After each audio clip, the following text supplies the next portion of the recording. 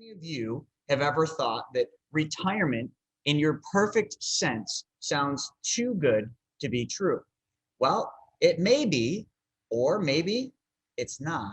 And that's what I want to talk about. I want to talk a little bit about a retirement plan. I want to talk about what a retirement plan could actually look like for you. And I want to show you how that plan will look. So let me just share a couple screens here, and then we're going to dive into this. And I'm going to show you what we call SLRP, okay, supplemental life insurance retirement planning. But I'm going to show how we do this using privatized banking. Now, all of you heard one word in that entire thing, right? You heard SLRP, but then what was the one or two words that you heard? You heard life insurance. And immediately you wanted to tune out. But if you tune out now, you're going to miss the best part of this entire show. And let me just kind of give you a sampling of what I mean by that. So I'm going to share my screen, and we're going to go through and we're going to look at several slides, several examples of how this works. But I'm going to start with my plan, and I want to show you what my plan looks like. So if this was my retirement plan, some things that I would want from my retirement plan, which this is I'd want a plan that allowed me to access and use my money anytime I want. I don't want to wait till 59 and a half. I'm 43 now, and I want retirement to be every single day that I can live my perfect day. I don't want to have to wait to some fictitious day in the future to do that. But you're just going to see the numbers on the screen, and we're going to look at a lot of numbers because we do kind of have to pick a day when we're going to retire. Now, for some of you, it might be before 59 and a half. Some of you, you might say, well, I'm going to wait till 62 because that's when I can start taking Social Security. And then some of you are going to say, I'm going to wait till 66 and a half so that I can get maximum Social Security payments. And I understand that. Hey, we've paid into Social Security our entire lives. Why not use that son of a pup? But here's my numbers. And I know you guys are looking at the screen right now. In 22 years from today, I'll be 65 years old. Now, a lot happened in this particular plan up to this point, but I just want to get you guys excited. What about this retirement plan, my privatized banking retirement plan that you're looking at here? What if I had put in $443,700? That was my contributions and my deposits into this plan for the first 22 years. And now I want to retire. Well, how much money would I hope to have? So I would have $722,392. Actually, that would be the absolute minimum that I would have, because there's a lot more money that I would have other than that, because I've made money for 22 years outside of this plan by using my money. Because remember, one of those perfect things in that retirement plan that you're not going to find in your IRAs, your 401ks, is liquidity and access to that money. Now, I know some of you are like, well, Chris, I can take loans. Yeah, up to 50,000 or 50%, whichever is greater. I can use all of my money anytime I want in this plan. But then when I use that money, I went and made more money in real estate and private investing and private lending. Forget about all that. We're just looking at the raw numbers, okay? So I have 722,392, and I put in 443,700. Now I didn't put 443,700 in all at once. Here's how I did it. I put 30,000 in for the first 10 years, okay? 30,000 for the first 10 years, I put 300,000 in. Now, after that, what I did is I put in 60% less. I put in 18,000 from year 10 to year 22 for 12 years. So times 12, that means I put in 216 plus the 300. Okay, so now you guys can see that's how I put the money into the plan. So it was 30,000 from years 1 through 10, and then 60% less after that, which is about $18,000.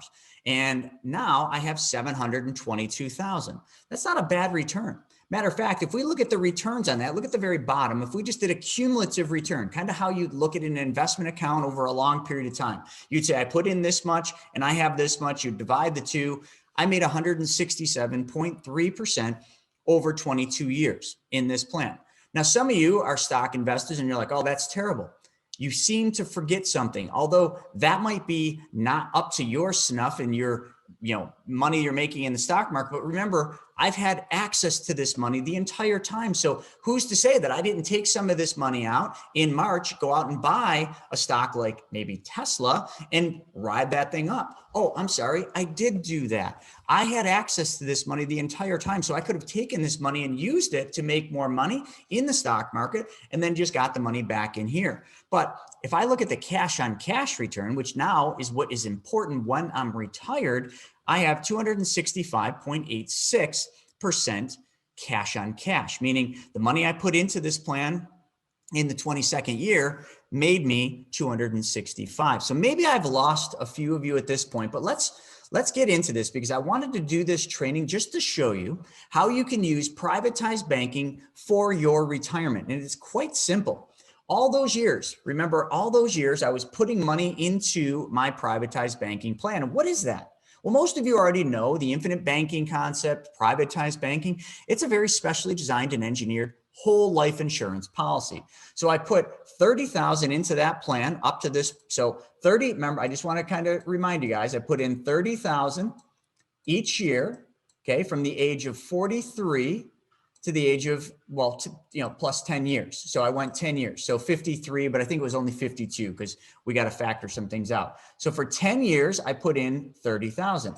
Then after that, what I did is I put 18,000 in from year 11 straight through until whenever I want to stop. Let's just say till 85 years old. And a lot of you are like, well, why would you continue putting 18,000 into a plan after you retire? We'll get to that. I'll show you because I know a thing or two about how money works. And boy, I would never stop putting into my privatized banking retirement plan, my SLRP. Okay. So then what I want to do is when I retire, I want to take income, right? I want to live. I want to just take money out and go do what I want to do, work how I want. I want to live my perfect day every day. Now, this plan, and this is just one of my plans, bear in mind, and I only put 30,000 in per year for 10 years and then 18 after that. This is just one of my plans. I have 7 of these. So, but for most of you, $10,000 or $100,000 a year might not be a bad income. Would it be a bad income if you didn't have to pay tax on that 100 grand? What if we could take that $100,000 out, okay, as loans or withdrawals? And that's what it says. We could take withdrawals out up to the basis, which is the amount that I put in, and then we take loans so we maintain a tax-free status. So therefore, my $100,000 coming out of my retirement plan pays me tax-free. So every year I'm taking this money out 100% tax-free. And remember, when we were designing our perfect retirement plan, wasn't tax-free a big part of that? And some of you are thinking, yeah, Chris, but I can get that with a Roth IRA. Indeed, you can. And a Roth is a great retirement vehicle. But a Roth IRA doesn't give you liquidity and access to just go in and use that money anytime you want. There's rules. Sometimes IRS penalties. Sometimes you can only take, up to the amount that you put in after 5 years. There's different rules that you got to play. In my plan, my SLRP retirement plan here, I don't really have any rules. Just when I want to take the money, I can borrow the money as a loan from my plan. Okay, I can borrow the money from the insurance company at a rate of 5%. Remember what my cumulative return was? 167. My cash on cash return that year was in the 200 range. So you just got to subtract 5 from that 200 and some percent because I got to give the insurance company back 5 of it. So they're letting me use money anytime I want at a low rate of 5%. I don't have to ask or get permission from the insurance company. I just click a button and they give me the money that I've put into the plan plus the interest and dividends that have accumulated over time. But now some of you want to get into the deeper numbers, right? You might want to really see all the money that I made over the course of the entire time. Because remember what I said? I said, I have access to my money. Do you have access to your 401k? How about you have access to your self-directed IRA? Maybe, but you can't use it in self-dealing situations. Do you have access to that Roth IRA anytime you want to use it? Do you have access to that, all the retirement plans that you have? The answer is sort of, but not really. Okay. Mine, I had access. So in the first year of my plan, this was the first year. I put money in, I put 30 in, I took 25 out and I loaned that money out as a private loan and I made 12%. So first year I made $3,000. Okay. That's above and beyond the numbers that we looked at a second ago. I made 3,000 there. Okay. Then the private loan number 2, I took $50,000 out and I loaned it out at 9%. That means I made $4,500 in interest by using my money. by using my privatized banking Slurp retirement funds. And I'm doing that now, folks. These are things that I'm doing today. Okay, then I can buy a car. Holy cow, can you use your retirement account to buy a car? Well, sort of you can, up to 50,000, but could you buy a $63,000 Porsche? No. And I did that, and I bought Larissa's Porsche, and I just paid myself back instead of paying somebody else.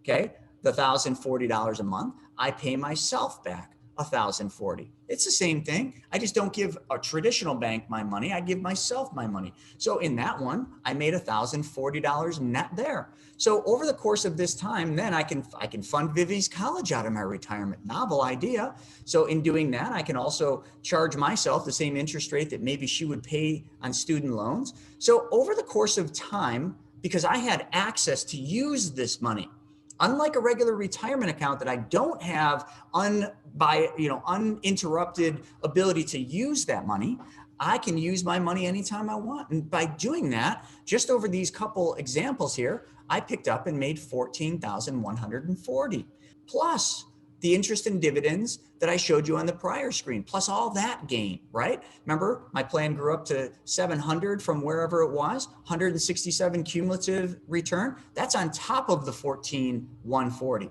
And that's only me showing a few examples, folks. I could have used that money the whole time. So here it is.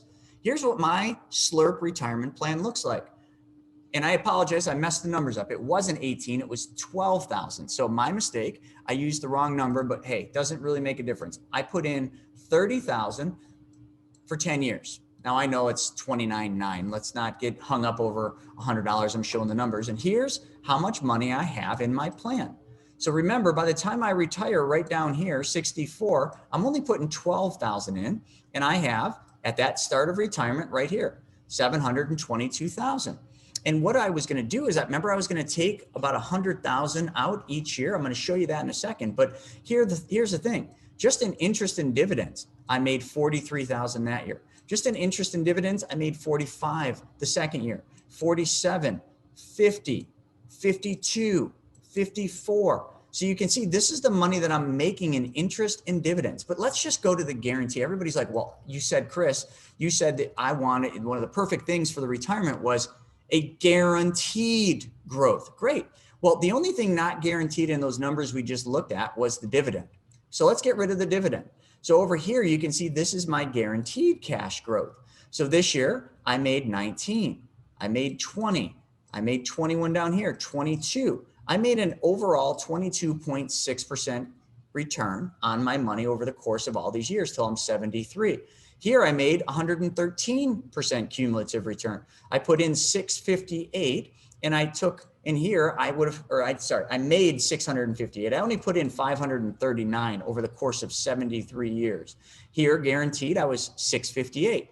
Do you know a place where you can guarantee that kind of growth? Anyone on here know over the course of this many years that where you can get a guaranteed 22% cumulative? Maybe you do.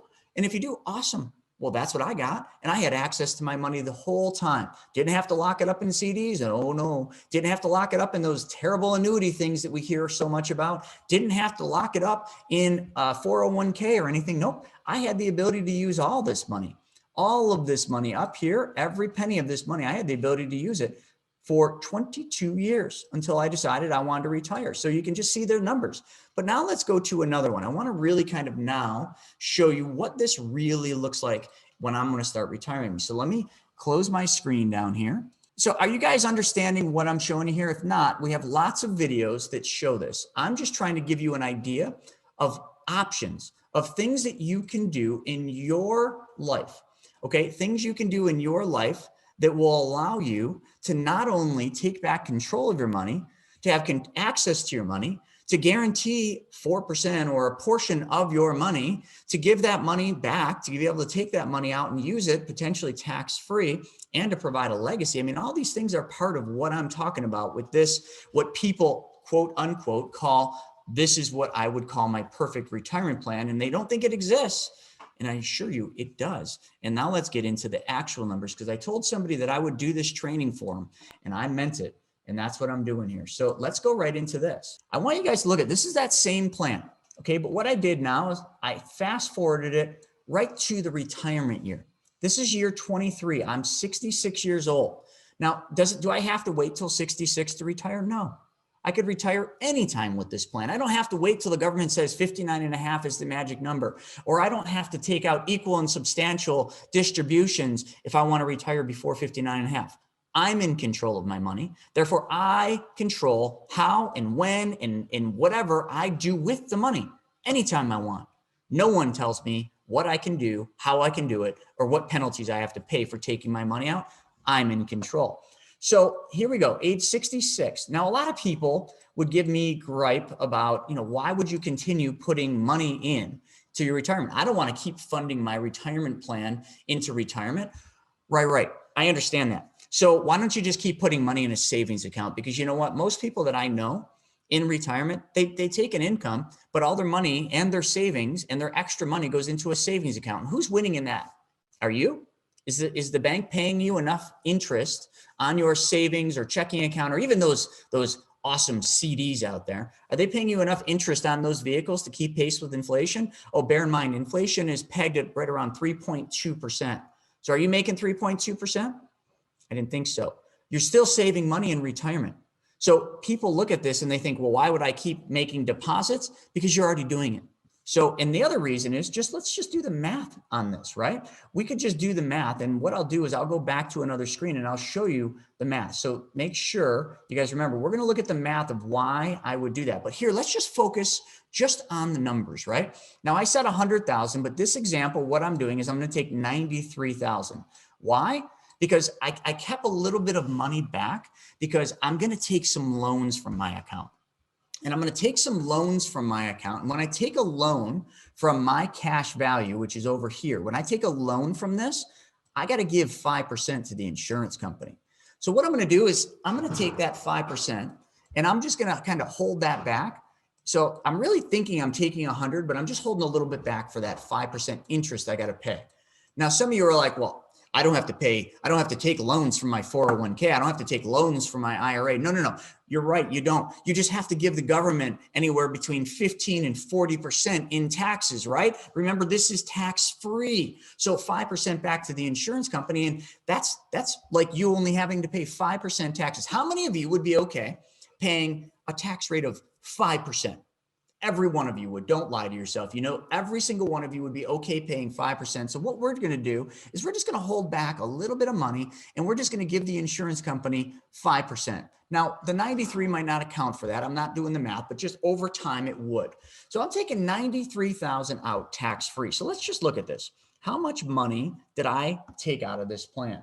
93,000. And how many years is that? So we're going to do 57 years in. So I do this till I'm age 100. I don't know if I'll make it that far. So that's 34 years.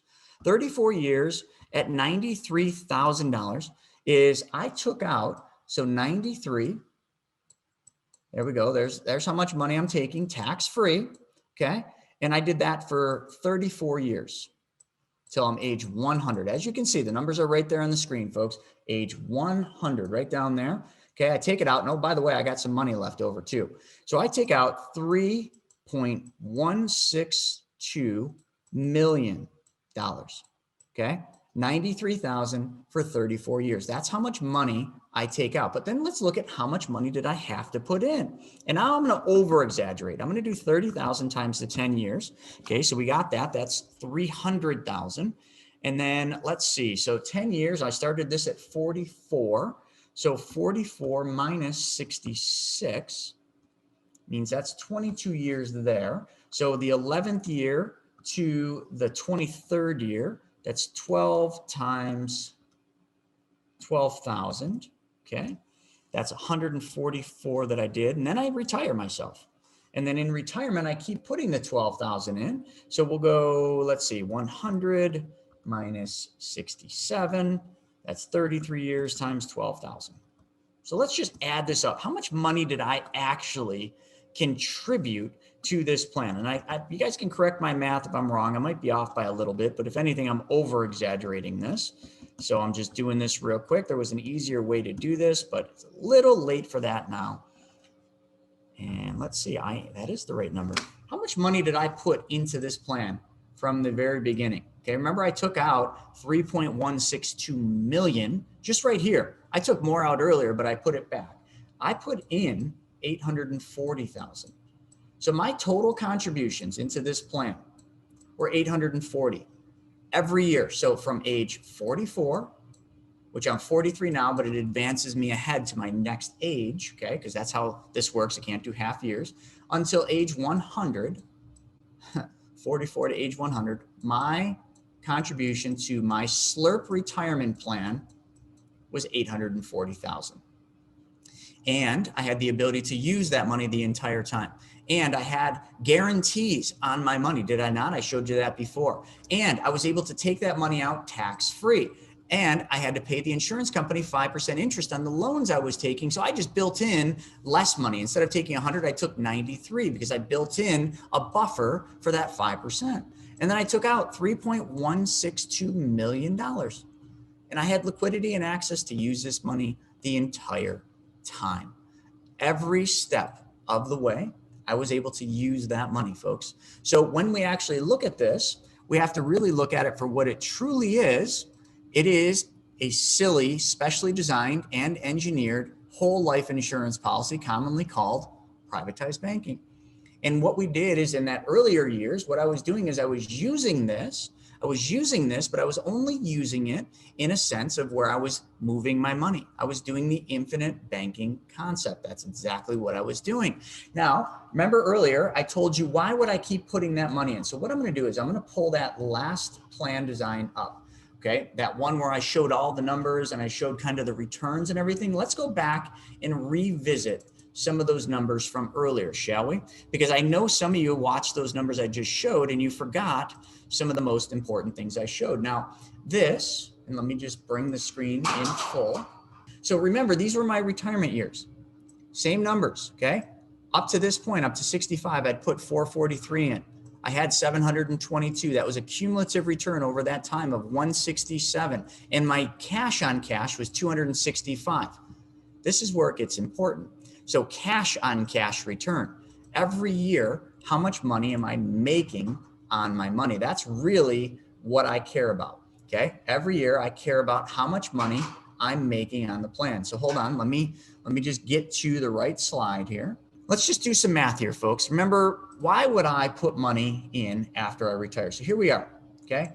66 straight on through. And this only goes to 73. I just showed you all the way to 100. And if I put in 12,000 this year, okay? If I just, don't put the money in my bank account and I put it back into my privatized bank, okay? Not their bank, I put it in my bank. How much money did I make that year? Well, remember over here, this is your projected cash flow per year. So if I put 12,000 in when I'm 66 years old, my 12,000 made me that year, my gross return, which all we did here, folks, I don't want you guys to think I'm pulling any wool over anyone's eyes. Just do the math. 768, 268, right there, this number. Why don't you do that? Okay, 768, 268. I bet you my calculator's cooler than yours because it's pink. Okay, and then you subtract the year before, which is 722, 392. That means 45,000. Oh, darn. I already gave you that number. Hey, I was just showing you how to do the math, right? So we made 45,876 that year. But wait a second, I deposited 12,000. So we got to subtract $12,000 from that. That's not fair to say I made 45 because I put 12,000 in. So no, I actually made 33. The net amount was 33,876.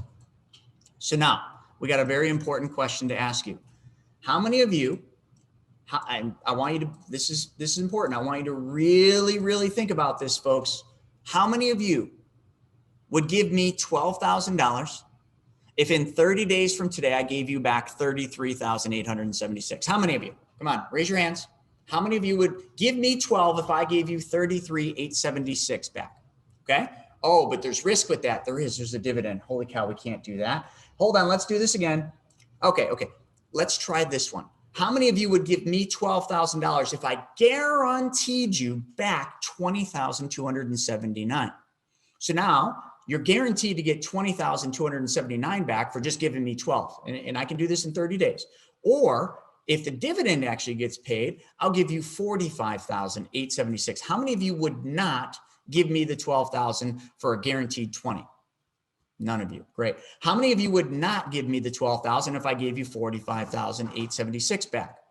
Okay. How many of you wouldn't give two craps whether I gave you 20 or 45 or anywhere there in between because it's more than 12? Do you understand what I just explained? A lot of you would think, well, why would I keep making deposits into my retirement plan, my SLRP plan, if I'm retired and I don't want to save more money? And I said earlier, because you're already doing it, most people aren't getting the retirement money and then spending 100% of it. The rest of it sits in a bank account. Well, this is where the rest of it sits. And I will make sure that 12,000 makes it in there because of what I just said. But let's go to 73. Now, remember before that number was 20,000 or 45. Now it's 73. More time has gone by. So I've made more uninterrupted compound interest. So how many of you would give me 12,000 if I gave you back 22? How many of you would give me 12,000? And that's guaranteed. How many of you would give me 12,000 if I gave you back 61,000? Can you go into your bank and give your traditional bank $12,000? Come back in 12 months. We'll go a full year. Come back in 12 months and your bank gives you 61,545 back. And you say, no. I think the bank made a mistake. I think, you guys must have screwed something up because I only deposited 12,000 at the beginning of the year and you just gave me 61,000. Are you sure you're looking at the right account? And the banker looks back at you and says, Mr. Naugle, this is your account. You've been earning uninterrupted compound interest now for 30 years. Yes, 61,545 is the number that because we paid you a dividend, but your guaranteed growth on that, we would have, if we just got rid of the dividend, that would have been 22,160, Mr. Naugle. So would you like 21 or 22,160, Mr. Naugle, or would you like the 61,545? You see what I'm saying, folks? This is as close as you're going to get to the perfect retirement plan that people describe to me. And you know what this thing is? You know what this fancy dancy little spreadsheet is here? Can anyone guess? Because I said it a bunch of times. Any of you that said that this is a whole life insurance policy, you were absolutely correct, but you don't and probably have never seen a whole life insurance policy that allowed you in the first year to put in 30 and take out 27. So I guess it would be safe to say that this is not a normal whole life. This is a specially designed and engineered whole life insurance policy from a mutually owned insurance company that pays dividends. Okay, sorry, and they pay dividends. So that is what we do. So I hope this helps explain a little bit about what your retirement could look like. And I'm not saying this is the silver bullet, folks. This is just another arrow in your quiver. This is just another tool you can use to supplement your retirement. But for some of you, you'll look at this and say, well, Chris, if this is really how this works, I don't need any of those other fancy 401ks or IRAs.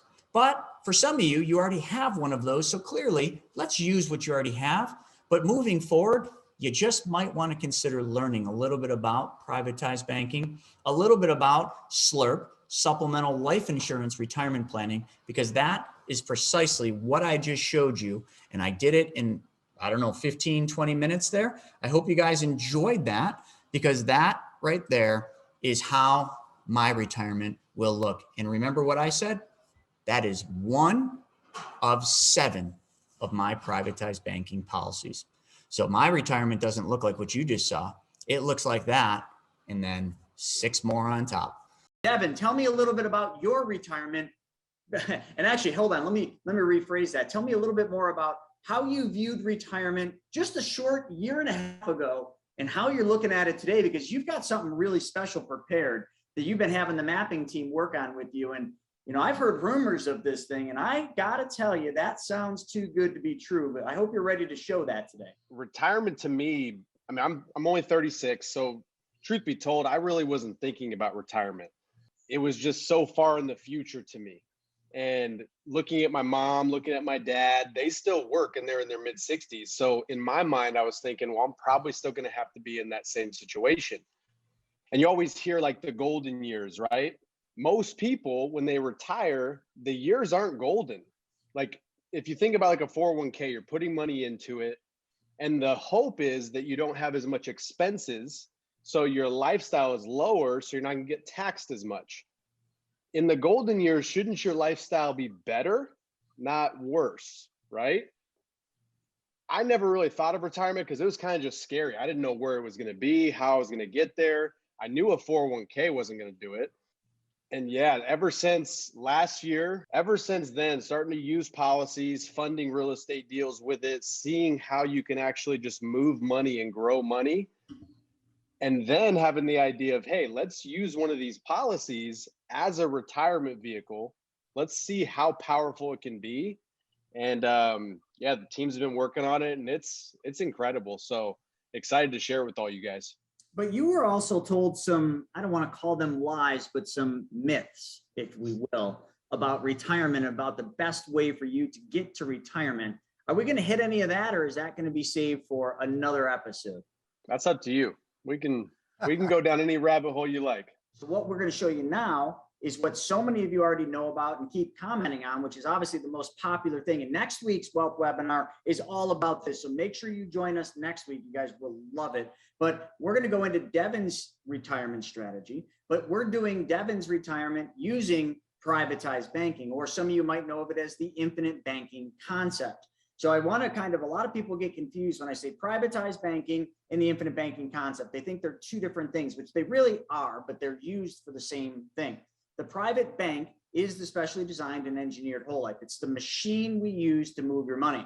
The infinite banking concept is the process. It's the banking process. It's how we actually move the money to actually make you more money.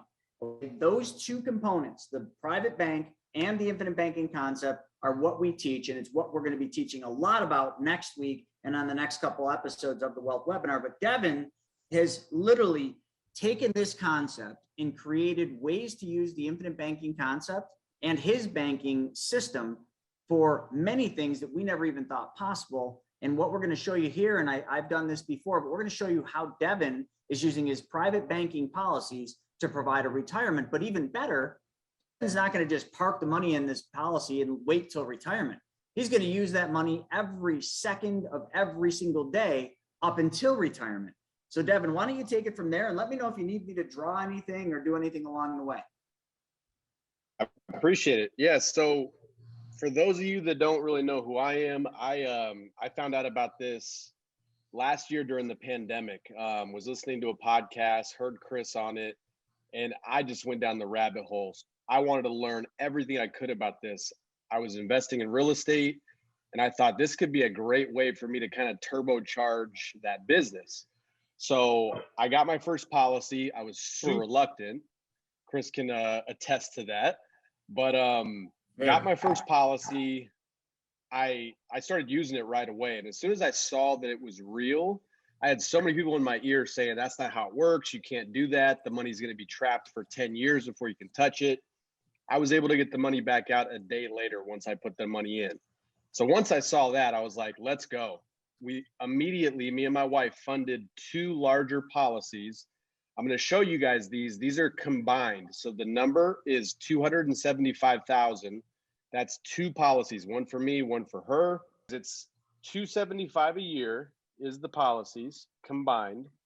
And anyone who does not understand how the policies work, you max them out during the first few years. Once you get to the MEC limit, you can't put in additional money into the policy. So you basically can only put in your premium, your base premium. So you'll see that on the screen. So as I was saying, guys, 275, this is the max amount we can put in for 10 years. This is between 2 policies, one for me, one for my wife. After 10 years, we're unable to overfund it that much. We can only put in the base premiums, which is 110. So 275 a year, we can all do easy math. That's 2.75 million after 10 years. I would be 46 years old, turning 46, so still a young man. We would have $3.1 million in cash value. Now, if you guys look right here, the difference between year 9 and year 10, it increases by $373,000, the cash value. So I could use all this money, which I do. I use these for investments and never pay this money back. And it's just going to keep growing year in, year out. So it grows by 373,000 in year 10. Year 11, all I can do is 110. That's the max that I can put into it. You should never stop putting into a policy because of the cash on cash return.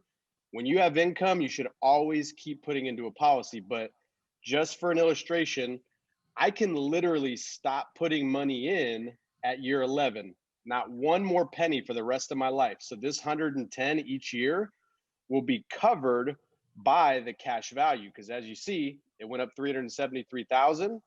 So the 110 can be covered out of that, plus the difference I can pull as retirement income tax-free. And it'll again just continue to grow because of the uninterrupted compound interest. So the next year, same thing, grows by 234,000. So that growth can pay for this next year's premium of 110 and also leave me with about 120 grand tax-free retirement income. It literally just keeps happening. And this is all the way until I'm 100 years old. Hopefully I'm still living that long with advances in modern technology. I would imagine that I would, but bottom line is I literally at year 10 never have to put another penny into my policy, and I can pull about $120,000 a year tax-free retirement income, and the policy is actually paying the premiums every single year for me. So this is a basic illustration of it. As you can see as well, my death benefit keeps going up. So I would never pay back the policy loans that I'm taking. So let's say I pass away, me and my wife pass away this year. Projected cash value about 8.5 million. If we never paid any of that back, death benefit's still 27 million. So who's getting the difference? My daughter. She'll be set. And that's with us never paying back any policy loans. So you want to talk about a nice retirement. That's at 46 years old. I can retire with $120,000 of tax-free income, never put another penny into my policy, and just keep taking $120,000 a year until I'm 100 years old. So I don't know how it can get much better than that. You better watch your back when You you want to fall add, asleep Chris? at night with your daughter there. I know, right? Well, I've got a couple policies on her too, so she might have to sleep with one eye open. But yeah, anything to add to this, Chris? No, not so Have you much. even seen? Have you seen this yet, or? I have not. No, this is what Andrew created, but didn't he also create like a retirement strategy for you as well? Or is that's not what Yeah, it's in here. It's 'cause you have one that shows go to yeah, retirement. There you go. Yeah, this. In a nutshell, a lot of numbers here, but this is using his plans, and this is one of the plans we designed. It's called the High Early Cash Value Plan. And these are just showing him if he started taking doing a retirement plan and taking income from these, he can retire at the age of 45 and never look back. And I think how he did it is he showed loans being paid back at age 45. And then he said, over here, let's look at it if we never pay the loans back. Andrew gets pretty involved and pretty detailed with the numbers. We'll have to take this and summarize this so that it's a little easier on the eye, because that's just too many numbers for the average person to really kind of wrap their head around. But yeah, here's where it's at though. The 120. So you can see this is the 120 of retirement income per year coming out until I'm 100 years old. So this would be the loans taken out of it. So you see 120, it's $120,000 loan. Year 2, 120, it's up to 240. So by the time I'm 100 years old, I've taken $6.7 million worth of policy loans as retirement income. But anyone that understands these policies, when you take a policy loan, that's not your money being removed from the policy. It's the insurance company's money. It's an advance of your future death benefit. So your money sits and continues to compound. That's why this is possible. So yeah, he mapped out if I paid back all the loans where I would be. So through year 10, if I paid back every loan that I take out, my net cash value is 2.7 million. If I don't, then my net cash value is negative. I wasn't understanding this part. So Chris, if you want to jump in and and clarify on this. I wasn't understanding why it was negative at that point. Why it was negative in the first year here? Yeah. That's because he showed no loans being paid back. So what he's showing, I think, right, Andrew, that the negative number in year one is that he's got a negative 164 net cash value. Yeah, that's why, because you didn't pay any loans back. So you didn't pay any loans back, but can it still be a negative? That doesn't make It sense. was just in this 1 year. Yep. So what we did is we started at 46. He retired until 45. Oh, okay, that's why, Devin, because what he did here is if you were to retire at age 45 without ever paying loans back, you would have been short 164,000. So you have to retire at 46. Sorry, man. So if you never pay any of those loans back, if you're a terrible banker and you don't treat your money the same as you treat the bank's money, and you never pay any of those big loans you keep taking out for all these real estate deals, you're going to be short on that 40 target of 164. So you're going to have to wait a year and retire at 46. You know, hey, listen, Walmart's hiring, man. So you can just go get a part-time job for the 1 year, and then 46, it's all good, man. Wait, stop. So I can't retire at 45? Not if you don't pay the. I don't want these. I don't want these policies anymore. I'm surrendering them. I don't want Sorry, them. bro. I tried. I don't want them. I don't want nothing to do with these things no more. That's all right. We should run this scenario on that real fancy dancy IUL you own there and see when you can retire. I think that'll put your retirement somewhere around 92 years old. You'll probably die before you ever can retire with that thing. I think I looked at it. No, you got to wait until 112.5 years. Nice. And Nice. That we're works. actually not But- really joking too much, folks. Like, we're actually not joking about that. We're actually going to be doing a whole training on his IUL. Yeah. So a little background on that, guys. Again, learned about this in the pandemic, and I had a certain someone in my ear, financial advisor, saying that whole life is horrible. Like this guy, Chris Nagel, he gets all your money. He tells you can take policy loans right away. Verbatim, this was his words. There is no insurance company out there that'll give you a loan that quickly. So I was skeptical and I thought I trusted this guy. So I started 2 IUL policies with him, Index Universal Life policies. Didn't know what I was doing. And it shows because they are not good policies. But to these ones, everyone works policies different. The way I do it, and this is not saying it's right, not saying it's wrong, this is just how I do it. I never focus on paying loans back because, in my opinion, if the money is moving, if it's growing, if it's in an investment, there's no need to pay it back. As long as I can make money with that money, why put it back in the policy? So I would probably be on this side. I wouldn't be paying my loans back. So if the money's moving, it's growing, I don't worry about putting it back into the policy. Well, one thing that's missing from this equation on the no loans being paid back, like you said, what we're not accounting for here is by having all those loans out working for you, all that money is making money. I mean, some of the people watching this have seen your scenarios, but just so everybody knows, like, this is just his policies. Okay. And I think there's what, 3 policies in this? There's 2. Oh, this is just 2 policies. Sorry, I thought it was 3. So I just answered this back. Someone saying it was 3. It's actually 2. So this is just his 2 policies. This has nothing to do with how much money do you have out in loans at this point? Cumulative loans are Where are we about at? 2.7. 2.7. So he has, yeah, there we go, right in the middle. Got $2.7 million in loans out there. Devin, what would be if you really mess up, what would be the lowest amount you would earn on $2.7 million that you have out in loans? Like literally, like everything falls apart. And what would be the minimum amount you could earn on that?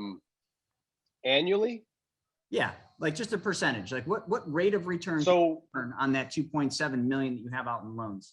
Bare minimum. So I would say probably about a 6% return. So what if I So just said what I- you can only, you suck at what you do and you only make 3%? Is that fair? You think sleeping, you could probably make 3%? Folks, that For means sure. that his $2.7 million, if it only made 3%, which never would happen on Devin's clock ever, but if that's all it made, that would be $81,000 on top of these numbers, which would mean he would probably be able to retire halfway through at 45 and a half because he's got $2.7 million making money. But see, if I know Devin, he's not going to make that. He's probably going to make more like 10 minimum. which means he's going to have $270,000 in income coming in just on the loans, plus the 120. I think that are you taking 120 out? Yeah, plus the 120 tax free. So he's got 270 of taxable income plus 110,000 or 120,000 in loans he's taking out tax free. That's his income, folks. So we're not showing the whole story here in his retirement, because all we're showing you is just the policy doing what the policy does, which is boring. He's got another $2.7 million out there working, making something. And you saw the numbers, 3% is $1,000.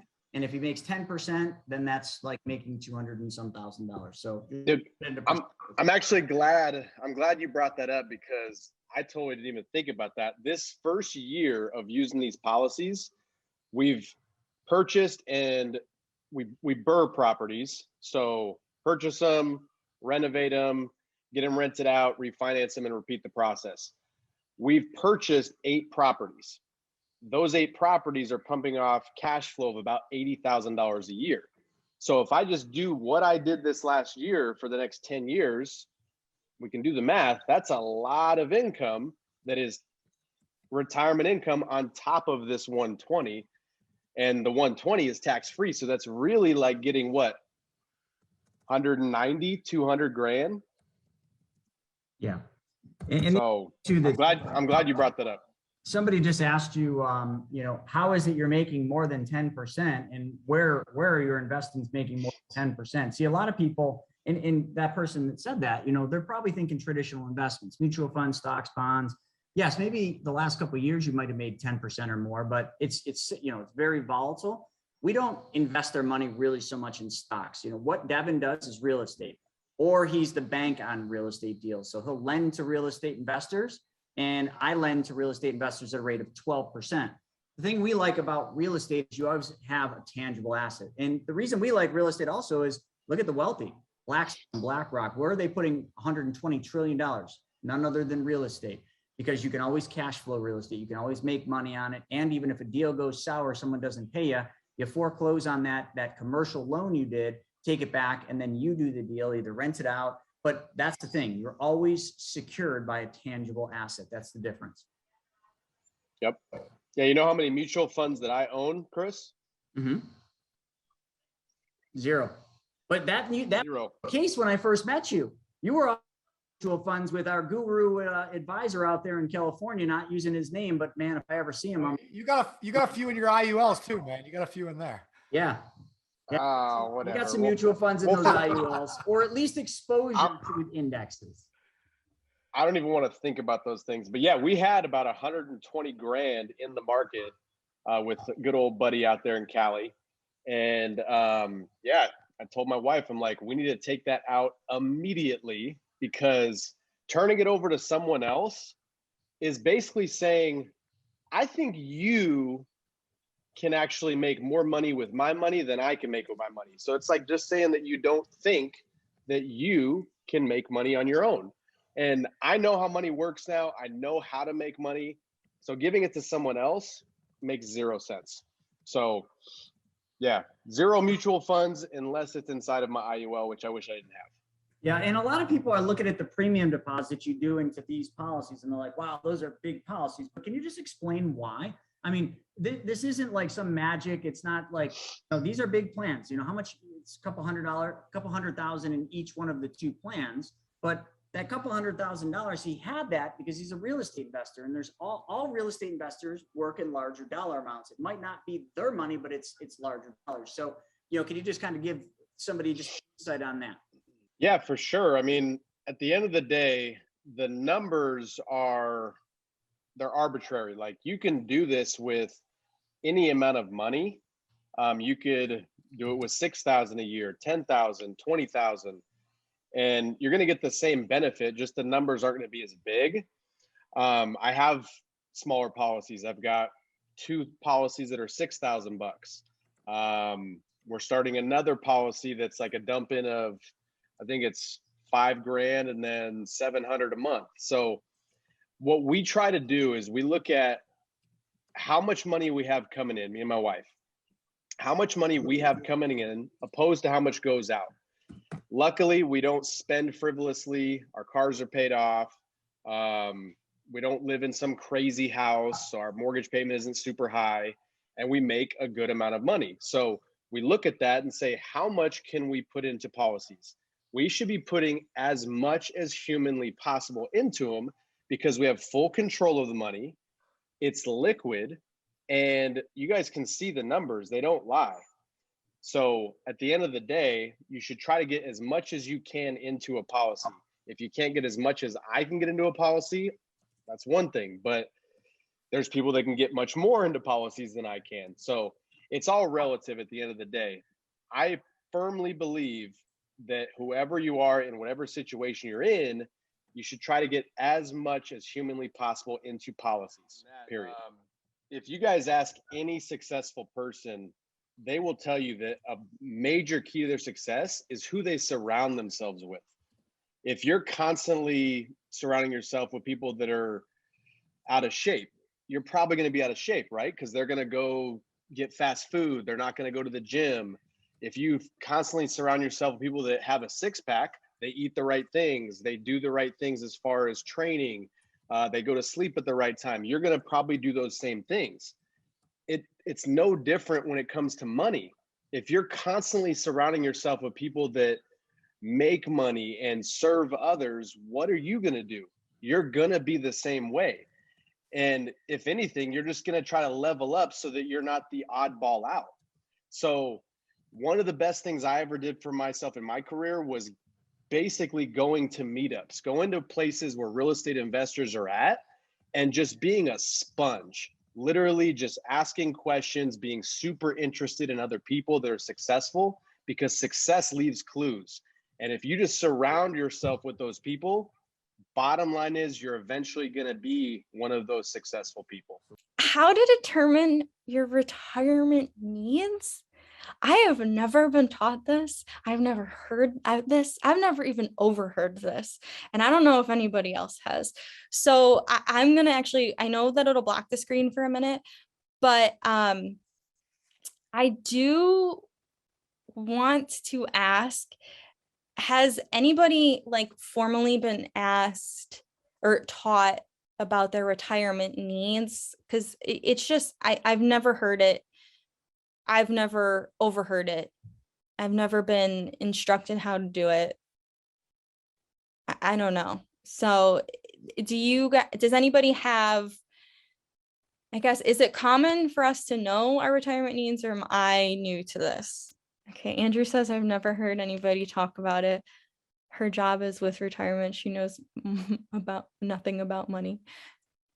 Ooh, your investments bring in more than your salary did. That's awesome, Colleen. But I guess that there was this multiply your current annual spending by 25. And then you will safely be able to withdraw 4% of that amount every year to live on. And so if you spend $40,000 now, you'll need a investment portfolio of 25 times that, which is $1 million. And when I did Google other retirement statistics, it's suggesting now that millennials will need $2.5 million going into their retirement. I've always worked for smaller companies, and I also like live in the country, so I'm like surrounded by small businesses, and it's always like, you go to work and that's how you make your money. But retirement really just, it's not even really a requirement if you have under X amount of employees to really even have to deal with that. So it's interesting how many people I think are left in the dark on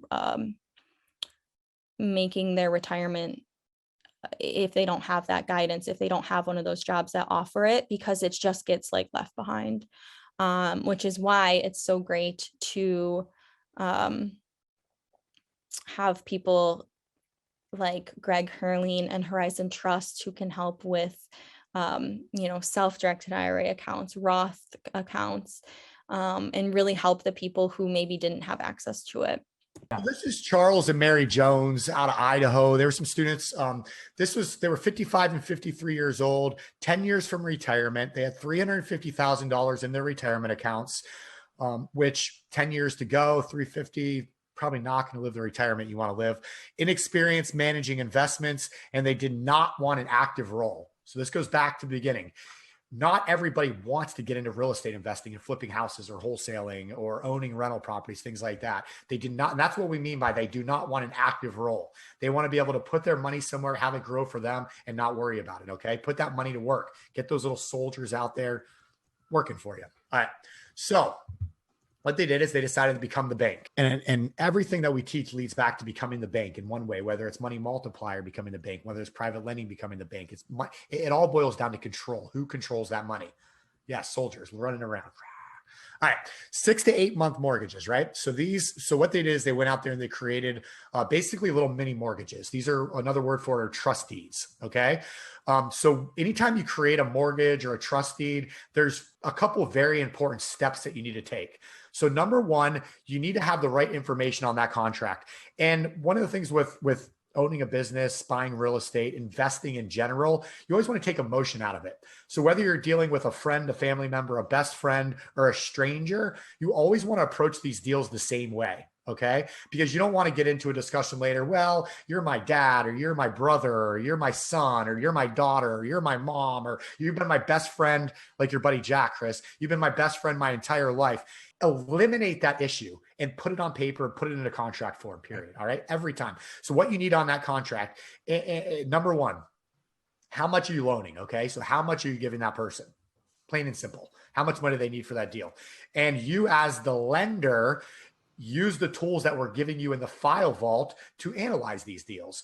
Require them to use a perfect loan proposal when they propose the loan to you. So you have all the information you need on there, and we'll introduce you to the perfect loan proposal during the 3-day workshop, essentials workshop as well. All right. So that's something I'll just give you every single thing. Use the credibility builder that we give you for this through the file vault that builds up your credibility and shows that person what you want. But anyways, so the loan amount on there, how much are you lending? Number two, what are the terms of that loan? Okay. So how long are you lending the money, and how is that money going to be repaid? Now, the nice thing about these private loans, these private trust deeds, is the terms are in negotiation. You can set the terms and be hard. You can tell them what you want, and you guys can negotiate back and forth. But ultimately, you as the lender, it's your decision. All right. This is your contract. So whatever those terms might be, maybe it's you're lending the money for a year and there's no interest due during that year, and they're just going to pay you back all the interest and the principal at the end of a year.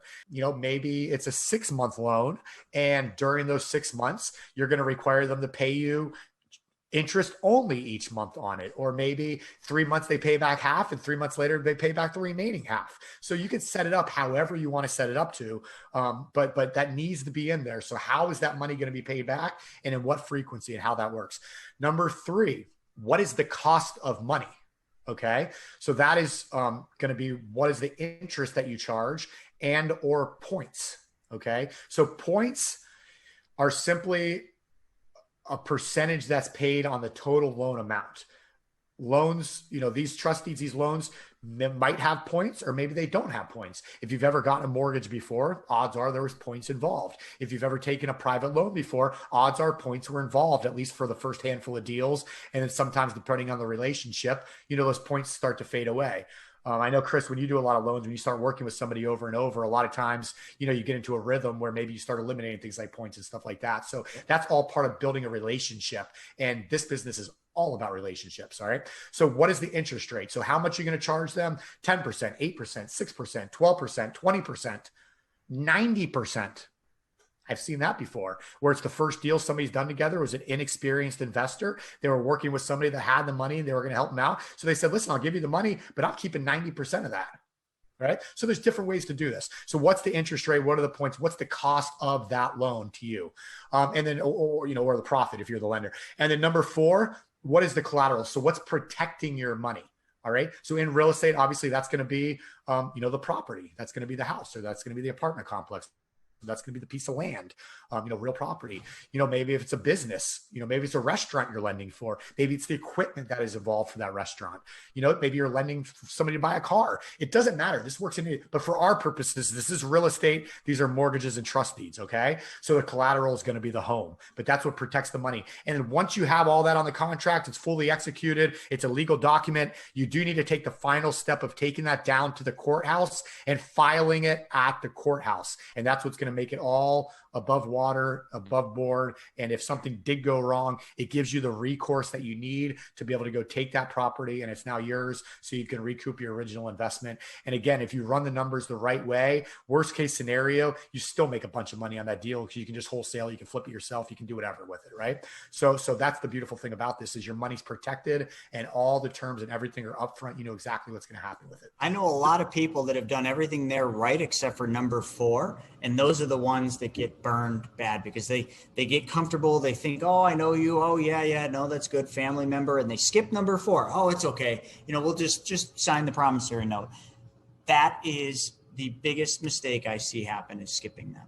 Right. Yeah. Every time. I mean, just you put it on autopilot. You do the exact same steps every time. Again, it's just understanding what those steps are and how to apply them. All right. So with Charles and Mary Jones, what they did is they decided to create these trust deeds. Now they were lending to people that they knew. So they actually decided to go in and do this at a very reasonable interest rate of 9%. And they were not charging points. So this is kind of on the low side of what private lending allows you to do. This growth would have been a lot more. But what they did is they used their retirement account and so they had started with $350,000. They were committed over those 10 years to continue to max out the annual contributions, which at the time were $6,500 in each one of theirs. They had the catch-up benefit going for them. So they were able to put $13,000 additional in each year themselves. They then took that balance, they grew it over 10 years, lending it out at 9% annual returns, which again is on the low side, but that's what they were able to do. So they were able to grow that $350,000 in 10 years up to just over $1 million. So what they then did in retirement is said, okay, well, this is very easy to do. So instead of just taking that $1 million and starting to withdraw the money and live on that, they said, well, we're just going to continue to lend out our money, starting with that $1 million, lend out that money at that 9%. They've already been doing it for 10 years. It's easy. So they were able to create an income, a consistent, predictable income for the rest of their lives, as long as they were doing, this lending. So they were able to take that $1 million. If you do the math, 9% annual returns creates a $92,000 annual income, which is about $7,700 a month. And that never touches that $1 million principal. Does everybody follow that? Because they're just creating a $7,700 of pure income from the interest. Now, let's say 5 years later, they decide, hey, we no longer want to do private loans. We want to go even more passive. So that's when they maybe start exploring some of these private funds that we can introduce you through MSTV. Chris is going to talk to you about Battleborn and West Coast Income and some of these different funds that Chris is partners in. So all these are people that are managing, doing projects, commercial, shopping plazas or 200 unit apartment complexes, or things like Battleborn that'll blow your mind, the things that you never knew that aren't real estate based, but create 20, 25, 30% annual return. So think about the math on that with a 30% return. 30% return on $1 million is going to get you up to $300,000 a year, which is going to get you to about $23,000 a month income. And that's so the possibilities are mind blowing. The reason we don't start with that is because it's almost unbelievable, because you've been taught something your entire lives. This is stuff that you've never been taught. So we want to start simple. This 9% is something everybody can grasp. Do we agree with that? When you start learning with Chris and I, and we start teaching you what we do, and we teach you these strategies, you'll start to realize how we can get 20, 25, 30% returns on a normal basis. And you can start doing the math on yourself. But how many of you like the idea of being able to keep that $1 million secure, pass down, create a legacy, pass that down to family, kids, whatever, grandkids later on, and still create almost $100,000 a year annual income for yourself in retirement? maybe not be a millionaire traveling on a private plane, but it's not bad. And the point is the stress is gone because you know that's going to at least cover your bills, and you have so many other opportunities to go out there and grow that money in other opportunities. So it's awesome stuff, Chris. That is by far my favorite example, even though it's old, you know, that like this was done a while ago and we've been using it over and over. We probably have 100 of these different scenarios of people that have done this, but this one still rings to be one of the best ones that I know of because of how simple they were, how they didn't want to be associated with the investing at all. They just wanted to make their money work for them, and they just learned it and kept doing it over and over. So folks, I hope you enjoyed this little training on retirement planning, about the perfect retirement plan. Now, this might not hit all your perfect parts of your retirement plan, but you know what? It hits quite a few of them. And by the way, if I ever graduate too early in this plan, graduate means if I die too early, my family gets a nice tax-free death benefit paid to them for a lot more than what the numbers were I just showed you. So folks, have a good day, and we'll be seeing you soon. If you guys want to check more of this out, subscribe to my YouTube channel at The Chris Naugle. And that is it. We'll see you soon.